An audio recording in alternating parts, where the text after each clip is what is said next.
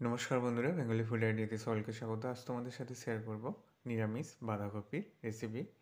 বাঁধাকপি আর গোবিন্দভোগ চাল দিয়ে যে এত সুন্দর নিরামিষ রেসিপি বানিয়ে নেওয়া যায়, সেটা বাড়িতে একবার ট্রাই না করলে বিশ্বাসই করতে পারবে না। বাঁধাকপিকে প্রথমে আমি ভেজে নিচ্ছি। তার আগে ওভেনে কড়াই বসিয়ে তেল গরম করে নিয়ে শুকনো লঙ্কা, তেজপাতা, পাঁচফোড়ন দিয়ে দিয়েছিলাম। বাঁধাকপিটাকে 3-4 মিনিট ভেজে নেওয়ার পর গোবিন্দভোগ চালটাকে দিয়ে দিলাম। চালটা আগে থেকেই ধুয়ে জল ঝরিয়ে রেখে দিয়েছিলাম। এবার দিয়ে দিচ্ছি মটরশুঁটি আর আগে থেকে সিদ্ধ করে রাখা আলু।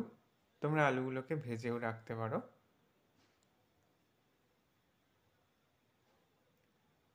সব কিছুকে একসাথে 3-4 মিনিট আরও নেড়ে চেড়ে ভেজে নিলাম। হাফ টমেটো দিয়ে দিলাম আর স্বাদ অনুযায়ী লবণ দিয়ে দিয়েছি। 1 চামচ ঘি দিয়ে দিলাম। তোমরা চাইলে এর মধ্যে নারকেল কোড়াও ব্যবহার করতে পারো। জল দিয়ে দিয়েছি চাল আর বাঁধাকপিটাকে সিদ্ধ হওয়ার জন্য। বাঁধাকপি আর চালটা সিদ্ধ হয়ে গেছে। গরম মশলা, কাশ্মীরি লঙ্কা গুঁড়ো, হলুদ গুঁড়ো দিয়ে দিচ্ছি।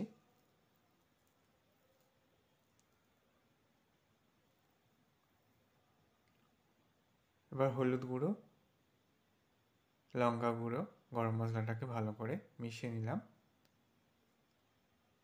লবণ আর স্বাদ অনুযায়ী চিনি আমি আগেই দিয়ে দিয়েছিলাম।